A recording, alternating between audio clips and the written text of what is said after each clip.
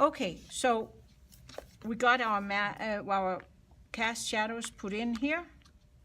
All the places where we could thinking of the light coming in that direction. Actually, you know what? There would be a little cast shadow down there, wouldn't there? Right underneath there. So I'm going to use that mixture again of Antwerp blue and permanent magenta and put just that little bit, it's a little sliver here. Any place where you can find these little slivers to put in, it kind of helps give it a little bit more volume. And I think I'm kind of tapped out on those. Could put a little bit in here, but there's going to be some more, a little bit here. There's going to be some more around those little thingamajigs that we have in the middle. First, I'm going to put a little tiny bit of transparent yellow on my brush, and I'm just going to, that's too much. I want to still have a little bit very light, but they're kind of yellow, those things. So put a little yellow on, and then right away I'm going to kind of dab it out. And you can see, because yellow is also a staining color, it stays a little yellow. And then I'll have to wait for it to dry, and now this should be fairly dry. And then you can go in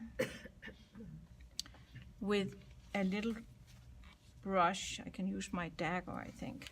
And I'm going to take a little bit of a darker red, pinkish red, and then see if I can get it to stay together. Need a little bit more water on it. So I'm just dipping around in those reds that I have. Dab, dab, dab, dab, dab, dab. So, like that. And then I'm going to go in, because we never do a perfect job with this masking fluid, I feel. We need to kind of break up a little bit of those shapes. So I'm just kind of dabbing in a little bit, stabbing at it with a little bit of that red on my brush, and just to make them less like perfect round, or you know, all the same color. I'm just kind of messing up the shapes a little bit. Can you see how they're not looking so, you know, masked out shaped? They look a little bit more natural this way, and that's what I'm after. So I do a little bit of that. But of course you don't want to lose, I mean, you don't, it's a fine line. You don't want to lose that they're light. But I just am breaking them up a little bit. I hope you can see that. That it already looks more natural that way. Okay, so that was that. And then, I think it's probably dry enough. Do I still have shadow color on this one? Yeah, I think I do. So, now comes the trick. We are going to go in and put a little bit of that dark shadow color on the shadow side of these little guys. And that's gonna all of a sudden make them stick out. Can you see it? That they're coming out now? And if you have some funky little shapes, you can, this is the time to fix them. So they cast these little shadows underneath themselves because they do stick out a little bit. And I'm trying to tell you that by putting these little shadows, and see, this one was a big blob, so I didn't like that, so now I'm breaking it up. And it's like I'm putting little half circles underneath them. Can you see how they're coming up? And you can also go in and then very gently dab in a couple of little dabs of that shadow color, because I think they're, you know, they're all kind of little fuzzy and stuff like that. So there. So that was not very difficult. It's just knowing the steps. So I'm going to do it here again so you can see it one more time. There. Rub that out. And then I'm going to do the exact same thing. So repeat. Kind of dirty water, but that's okay. So I'm going to take a little bit of watered down yellow and kind of put it on all those masked out areas. Don't mistake these here, those are not it, those are the background. And that's too yellow for me. I feel they're not that yellow, so then I just go in right away and dab it out again. And the beauty by doing that is then that way it's dry right away. So I can go in, and again, I load up my brush with whatever reds you have left on your palette from painting the petals. That's good enough. You know, because you're just putting little tiny bits, and you can use a small little brush, a detail brush if you'd rather do that. But now I happen to have my little dagger brush handy, and it has a nice little tip. So see how I'm just putting in some little markings in there. And nothing too perfect. Perfection, as you know, is highly overrated. And break those up. There, so that's already better. And then, let's that out. I'm gonna go in with my, oops, that was my shadow color, that was yellow. My shadow color, which is that Antwerp mixed up with some of the permanent magenta, and I have some puddles left here that I can use. Hopefully it's not too wet. You don't want it too wet of a brush, and I'm using a mighty big brush for this little area, but we'll see. And again, you think about where the light's coming from, and we decided it was coming from up there. That's why we have all our cast shadows on this side. So we just give them little half circles underneath, and if they need to be made a little smaller, then you can, this is the time to do that. So little shadows underneath there. And again, this is not by any stretch of the imagination perfect, but nobody will notice because such little areas. And if you repeat it, it's going to read just right there. And a little bit under there. So you can see I don't circle the whole thing, just underneath them, from wherever the light's coming from on the shadow side of them. Because they're sticking out and they'll cast a shadow underneath themselves. That's how that goes. So there. And again, like this one, I think it's mighty big. Maybe I'll break it up. Can you see how you can do that? Mm-hmm. And then I do a few little dark dabs here and there, just because I can. And there. This one I also broke up. And see, they're nice and irregular. You can even give some other little dark spots here. Since this is a bigger area than there, I can go up and do a few little darks up here too. So I left this bottom flower. I didn't paint the stamens on this one yet because I thought it might be good to have just a little repeat of that. You might remember that we used transparent yellow, or whatever yellow you're using, to just first do a light coat of yellow over those little stamens. Or some are telling me it's actually the flowers. I'm not a botanist, so I thought it was the stamens. And so I'm just dabbing in a little bit of yellow there. And then I feel that it's a little bright. So I usually go in and then I just kind of dab out a little bit of the color because I just, that way they're more the yellow that I want. All right, so they just need to dry for just a second. And in the meantime, the next thing we're going to be doing is we are going to be painting in the background really dark. And so what I'm going to use there is I am going to use the colors that are already in the painting. I could use indigo, my very, very dark blue. But since I used some of the Antwerp blue for the greens, Antwerp is also quite a dark green, blue, sorry. So I think I might just stick with that. And then I'm going to use the quinacridone red. I might use a little bit of the permanent rose. I didn't use much of it, but I used a little bit. And then the permanent magenta. And maybe a hint of the yellow here and there. So I'm going to get myself, while this dries, I'm going to get myself some, and also French ultramarine blue. I want some of that in there. So a little bit of everything. little bit of everything, because I'm after real darks. That's right. If you mix all three primaries together, first of all, you know, they neutralize each other, and depending on, you know, how much water you have in your pigment, they're also going to make for real dark colors. And I don't, you know, I want them dark because I want them to puff up that flower. And if I put something really dark behind it, like right now, the flowers, they look dark against the white background.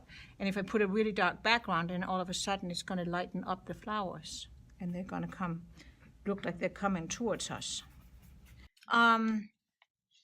Then I have to kind of get my guts up and get started. And so I'm going to look, and I'm not going to start, the most difficult area is going to be this big area. So I'm not going to start with that. I'm going to tiptoe into it. So if I really want to tiptoe, I could tiptoe down here. That's a nice little area, because see how confined that is? Before I started, I should just go in and finish up here. See how this is dry now? And now I just want to use a little bit of a shadow color, which happened to be my permanent magenta, and a little bit of the Antwerp blue that makes like a very, very dark kind of purpley color, that one. And I'm just going to have a little brush and not too much pigment on. And then the light's coming from this side, we said. So all these little guys will cast a little shadow underneath here, because they're sticking out from the flower. So I'm going to put that in while we remember, and then here. And then I can also, like this one has kind of an odd shape, so I can make it into two. And here also is a little odd shape, so I can make that into a couple. And the same here, if you have, and then here, this one's sticking out like that. There. So now that's better. And a little tiny bit around this one. Maybe I even wanted to divide that up. Can you see how already now they're divided up? And then I'm going to dry my brush, and I'm going to just dab it into an almost dry color and test it here. So I just want to get a couple of little dots in here, small little ones, to just break up the yellow a little even further, because those are little hairy things that are not like a solid yellow there. And you're using the same shadow color? Yeah, you can use the shadow color or permanent magenta, just something dark. And don't be, you know, not too precise or anything like that. There. That's good enough. And you can take a closer look on one of the other ones. Do you make the little stems? I don't make any stems. I don't make any stems. I think that's going to be too much. You know, you want not too much detail, just a little something. And I felt that my shadows here got a little too. That's my alarm. Is that your alarm? Yeah. All right. Yeah. It should go off, I guess. Okay, so now I cannot dilly-dally anymore. I got to do it. So I take a fairly big brush, because, and that has a good tip. That's the main thing. Don't go and try to do a big background with these little brushes, because you're thinking, oh, but I have to go into the little spaces. Have a little brush, or often I use this one, you know, my dagger brush, because it has a nice tip. I can get into those little nitty-gritty places. And sometimes, and I can do it here, sometimes I'll go in and just carefully put a little tiny bit of water, not all the way up to the flower, but just a little bit in those little difficult areas. And now I'm going to load up my brush. I'm just starting with, doesn't really matter. I started with the French ultramarine blue. And you can see how it spreads a little bit, and it makes it a little bit easier for me to just make sure. That's the only thing you have to be careful, make sure that I don't mess up the lines there. So now I didn't rinse out my brush. Now I dipped it into the Antwerp. And you didn't wash the background. No, You're because just I going want to make it. really, really dark colors. And if I put water on first, it dilutes it. And then I might have to do this step twice. I don't enjoy that.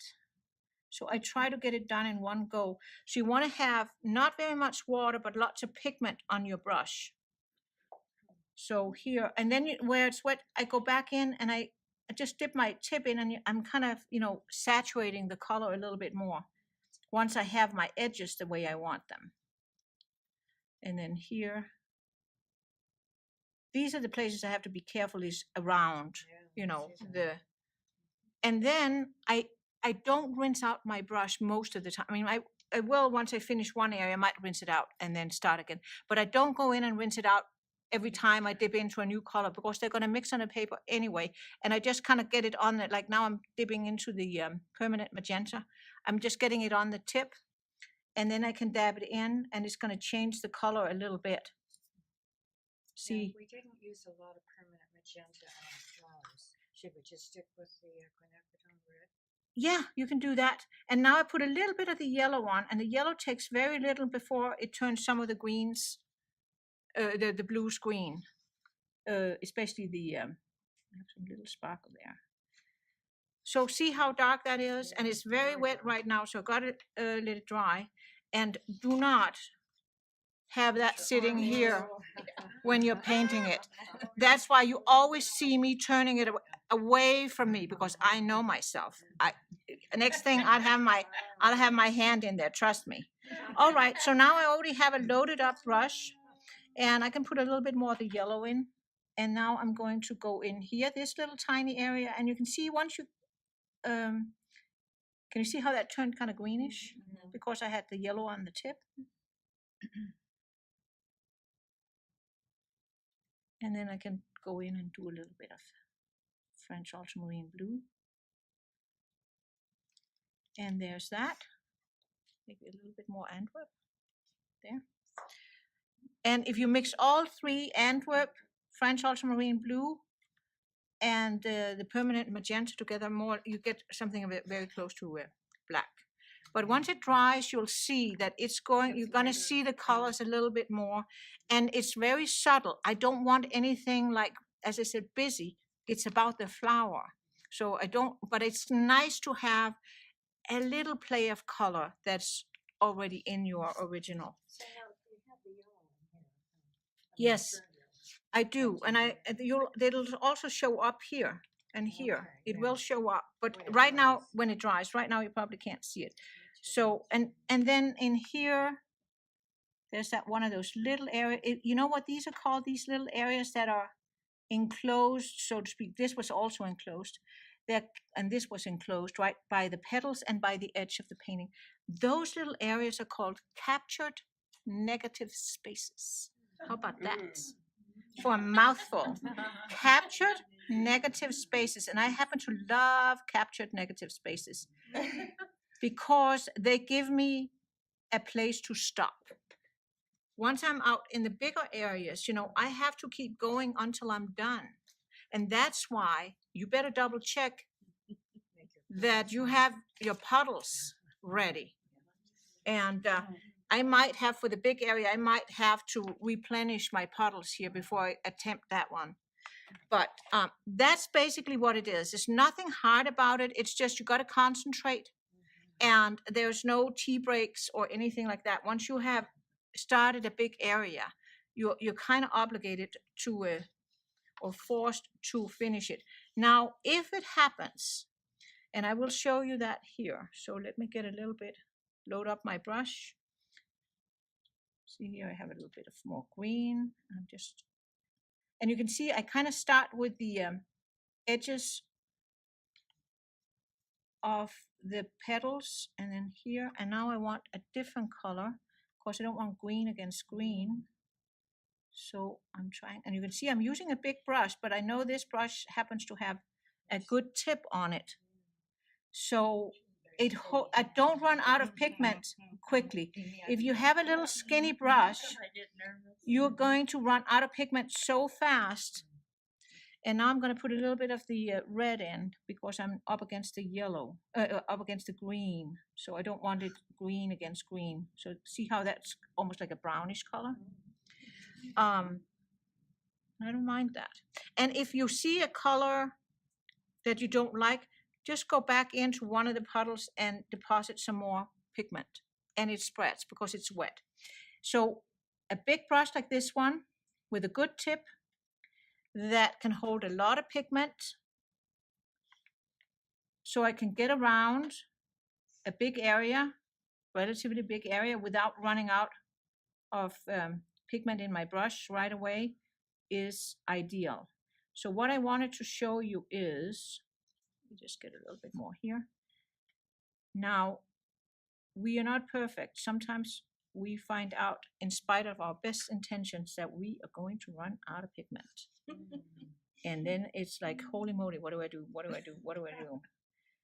Well, all you need to do, there is a way, and that is, so I'm going to try and get to this edge first. Kind of get to as many edges as you can, because there it's kind of like you have a little respite there. See how that went green, and it's against green? I don't like that. Then I ask myself, what's opposite to green? Well, that's red. I put a little bit of red in.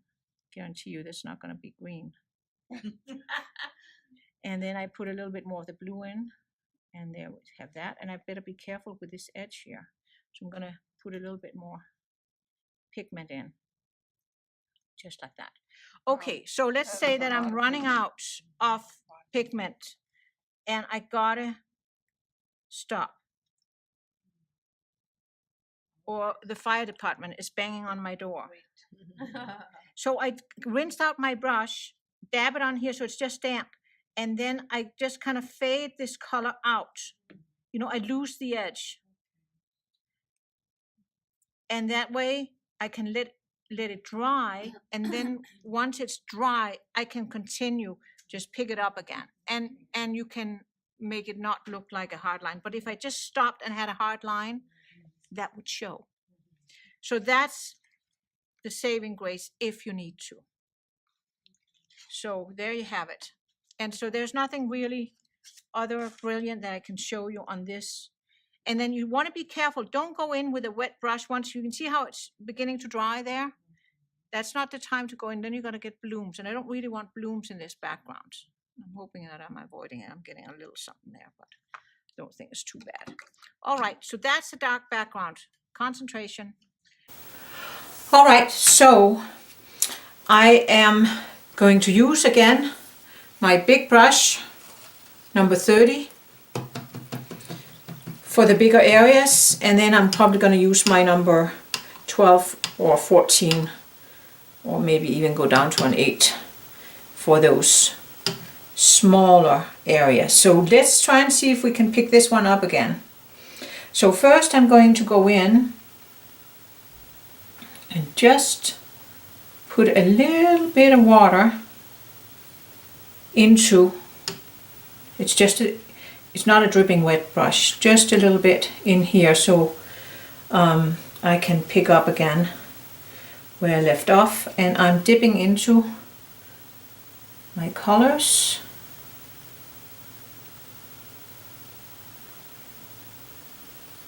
And just variation, it's the name of the game. So actually I think I might just go over this whole thing. And then in here, a little bit of the magenta.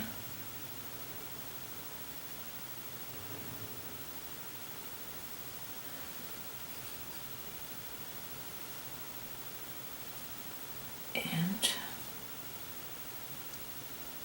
I want to go back into the French ultramarine blue, and I'm feeling that I probably, if I don't watch out, I might get a line here. So I just have a damp brush, just want to make sure that I don't get like a line here. I think I'm good. And since I have such a tiny area, up there, just to finish that off, I'm going to go in with a smaller brush. It's number 8. And just be careful. A little bit of the magenta on it too. Just want a real dark in here.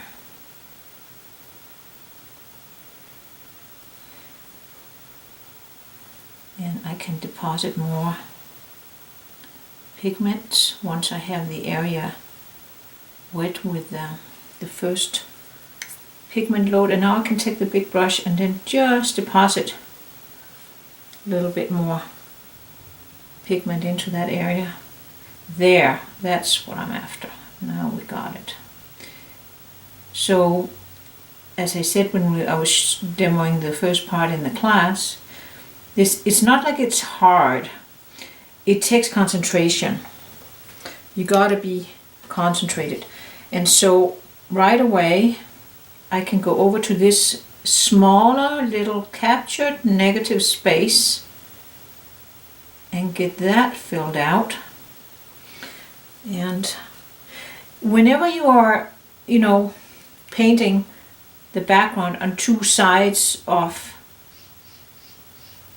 a petal or a leaf, make sure that you repeat the colors a little bit so that it, I don't end up with like more magenta here and then green on the other side, because then it's going to look like the petal or the leaf is like a barrier, and I want to say that the background is continuing underneath these flowers, so that you want to have some repeat there. And I have this little tiny area here that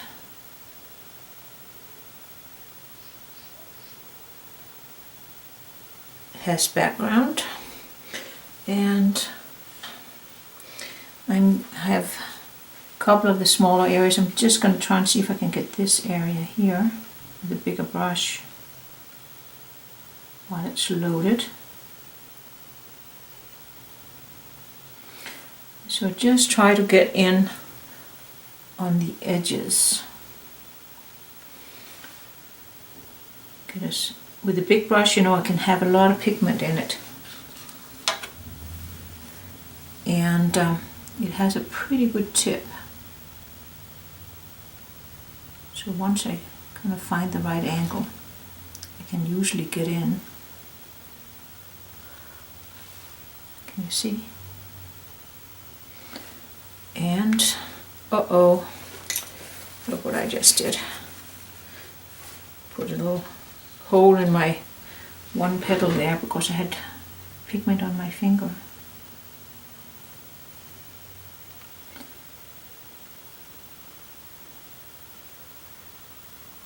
So, put a little bit of color variance, a little bit of that French ultramarine in there. A little bit more of that.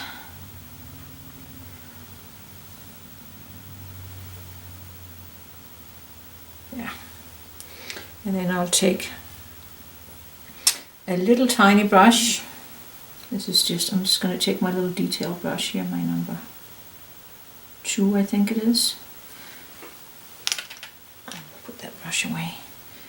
And just while it's still wet in here, I can drag those little corners out. Just so I don't have all this white sparkle. There we go. And needed a little fine tuning in this corner. And here. And then I'm just going to dab in a little bit of pigment from my big brush and take my small brush and just spread it around in this little tiny captured negative space. And trying not to get my hands in the wet pigment. There. There's that. And then I just need to do the same with these other little areas.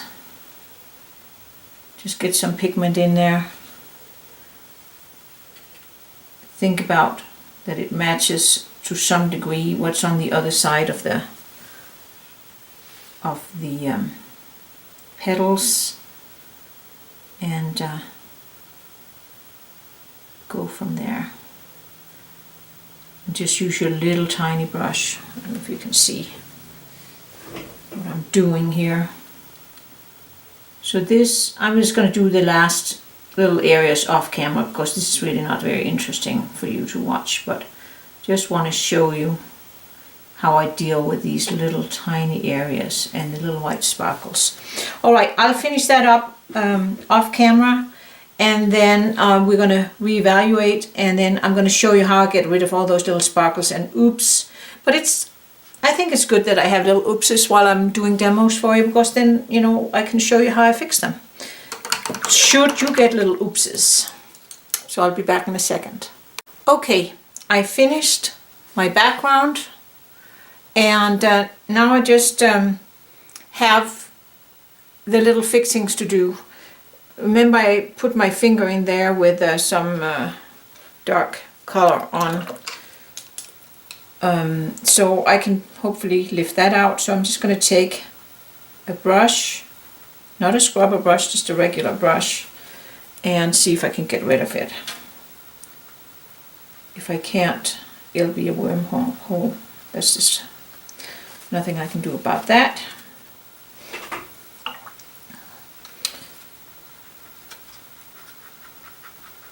I'm scrubbing a little bit more. And now at least it's toned down. And then what I can do is I can go in and give it another very thin wash of the red, and I think that'll be good enough. And then I have a lot of little sparkles. Can you see, like there, you know, a lot of little sparkles. With that I mean like pieces of white showing through at some of the edges. Some places they actually are a benefit, other places not so much. And what I'm going to do is I'm going to take just a damp brush, and since we have so much pigment in the background and also quite a lot of pigment in the petals and the leaves, a damp brush, and you just very gently with the tip just touch it back and forth a little bit. That will usually take care of most of those white sparkles. And again, it all depends on how fussy you are. You know, I can be a little fussy sometimes. So, you know, if I have some of those little sparkles where they don't really belong, I like to get rid of them. And other places, if they are in like a good spot, like where the light would maybe hit the subject matter, then they can be a benefit. But if you have them in some wrong areas, they can actually detract from your painting because they kind of draw attention. Little white sparkles like that, they do draw attention. And you don't have to get rid of them completely or match the color completely. As long as, you know, you don't have that white sparkle, your eye doesn't go there. So that's what I spend a little time doing. But I'm not going to bore you with that. I'm just going to now show you how I do it. And again, if there's some other areas, let's see here. Maybe there was an area here where I felt that I should really have it a little lighter because it's the petal on top. I can go in with a little bit of dampness on my brush and gently scrub back and forth a little bit to loosen the pigment here. And then I can take a clean, it's got to be clean, tissue and I can dab out a little bit of the color, and so I can bring it up a little bit. It's another little sparkle that really bothers me. There. And again, that area I could, since it's on top, I could actually also lift out a little bit of color here. Okay, just a little bit. And dab with a clean tissue. And there. So I spent a little time on my paintings doing that. Then I, take a look, I take a picture of it, and then I take a picture of it so that I have, and you should think about doing that for your paintings too. I like to have a photograph of all the paintings I do so that I have them for reference later, and I also use it as my kind of inventory. Of course, I'm not very good about, I don't have a really fancy inventory system. I should probably have that, but I don't. I'd rather paint. How's that? Okay, I'm gonna call it a day. I'm gonna take a photograph of this and I'm gonna put that at the end of this video. I'm afraid it probably turned out to be a 3-parter, but I'd rather have you see exactly what it is I do instead of just trying to squeeze it down, and then I find that I skip too many important parts. So you can always speed through it if you think I'm too long-winded. So with that, I wish you happy holidays and happy painting, and I will be back with more videos.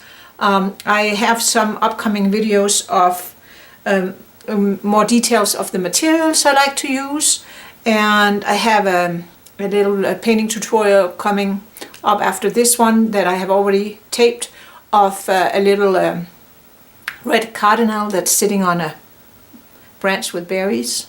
That's a fun little winter painting. So see you on my YouTube channel, and happy painting!